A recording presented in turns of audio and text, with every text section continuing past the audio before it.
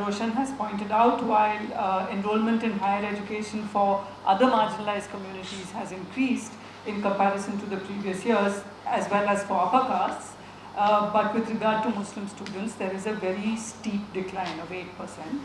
8% in terms of numbers means 1.8 lakh Muslim students have dropped out in the last year, in the year before, during which the survey was conducted. We should also note that this kind of steep decline is unprecedented. It has never happened to any other group in the past. It is also quite revealing that the most significant decline in Muslim enrollment was reported from Uttar Pradesh with a 36% decrease, and in Jammu and Kashmir with a 26% decrease. These are the two states where there's the largest dropout rate. This report also actually shows something else. We won't be talking about that much, but the teachers in higher education institutions are predominantly from general categories, that is 56%, and OBC, that is 32%.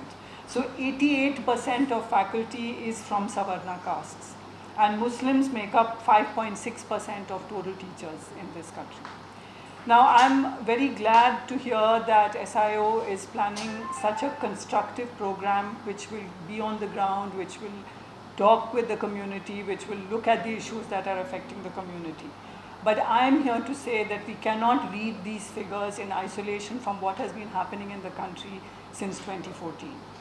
Now, in 2006, the Sachar Committee report came out, right? And we all know about it. It revealed stark disparities in the situation of Muslims. Now, when the Sachar Committee report came out in 2006, the report very specifically said something interesting, and I'm going to quote from it, from the Sachar Committee report. It said, "It is wrong to assume that there is an inevitable conflict between the interests of the majority and minority communities in this country. But the fact of belonging to a minority community has, it cannot be denied, an inbuilt sensitivity to discrimination. This sensitivity is natural and may exist among religious minorities in any country. Recognizing this reality is not pandering to the minorities or attacking the majority." Now, this is an interesting paragraph which was possible to say in 2006, because in 2006 we could assume that we were a state and a democracy in which every citizen counted. So in 2006, it could be argued that there must be certain inbuilt structural dynamics that operate in a majority-minority situation, and that is why Muslims are marginalized. And in fact, their indicators were worse than those of SC/STs. So it could be assumed also in 2006, when the Sachar Committee report came out, that there was the political will to address this as an issue. It could be assumed that this report will make a difference. It did make a difference. The report suggested the setting up of an equal opportunity commission. A bill was in fact approved by the Union Cabinet in 2000, a bill for Equal Opportunity Commission, to set up an Equal Opportunity Commission to address discrimination of all kinds, caste, sex, religion, everything. The bill was approved by the Union Parliament a few months before the 2014 elections, and it never saw the light of day, because in 2014 the NDA came to power and that bill was sidelined. Now, we know that since 2014, this government has very explicitly established a Hindu supremacist state. We have to use these words. We can't pretend that this is a democracy in which somehow some minorities are suffering because of their internal problems. There are very explicit statements from very high-ranking officials of this government, and including the Home Minister, that this is a Hindu supremacist state. So when such a state is set up, subverting constitution and democratic institutions at every level, and explicitly establishing Muslims as second-class citizens, and the CAA is the most stark instance of this, we cannot understand the steep fall in enrollment of Muslim students in higher education in isolation from the drastic transformations in India that we have seen over the last decade, both at formal and informal levels, which means both institutionally and through the state, but also through lynch mobs, through the complete impunity with which anyone can attack anyone. We saw what happened today or yesterday, that video of visibly Muslim dressed people being driven away from the banks of the Ganga. that only Hindus can come to the Ganga. Some boys are saying this, and there's a video of this. This is the level now. At every level, both institutionally and every day, there is a situation of extreme everyday violence against Muslim lives, Muslim livelihoods, and Muslim practices. It's not a coincidence that the steepest fall of 36% in Muslim students' enrollment is in Uttar Pradesh, which is an openly violent and brazen example of what Hindu Rashtra is in operation.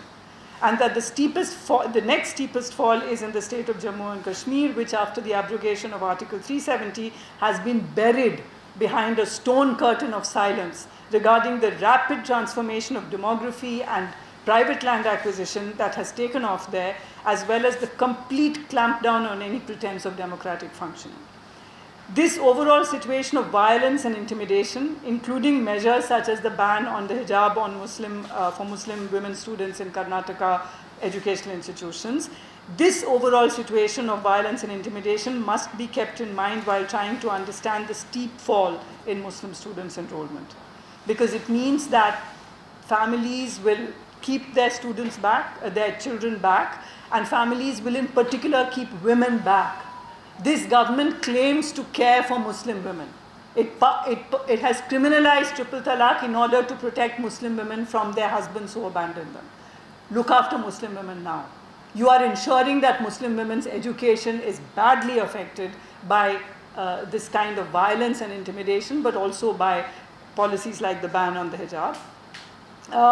It is also common knowledge, everybody knows, but it is rarely explicitly noted in the public domain that increasingly it is becoming practically impossible for Muslims to rent houses outside specific neighborhoods. In Delhi, even in Hyderabad, and in almost every city in India, it is almost impossible for Muslims to rent houses except in very specific neighborhoods which become what we could call Muslim ghettos.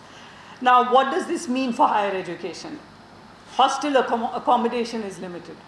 And most students actually live in PG accommodation or rented accommodation, which is becoming increasingly restricted.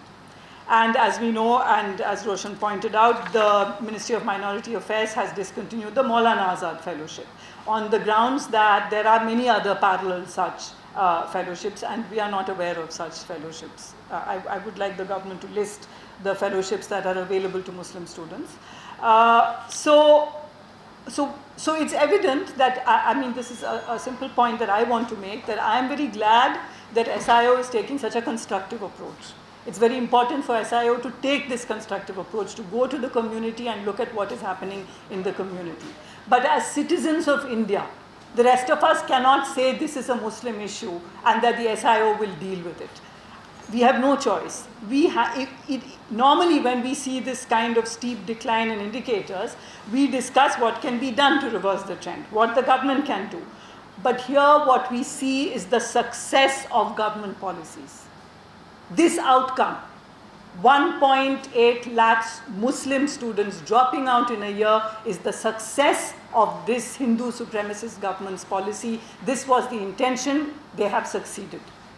So as citizens of India, we have no choice. We must take every opportunity to speak up against Hindu Rashtra based on the Manusmriti that is being established over the last decade, and insist on recovering the republic set up under the constitution, geared towards justice, equality, freedom and solidarity. National Dastak की आपसे गुजारिश है कि अगर इसको बचाना चाहते हैं तो नेशनल दस्तक को सब्सक्राइब करने के लिए रेड कलर के सब्सक्राइब बटन को दबाएं, फिर बेल आइकन की घंटी दबाएं। नेशनल दस्तक को बचाने के लिए बहुत जरूरी है कि हर खबर को शेयर करें, लाइक करें, कमेंट जरूर करें।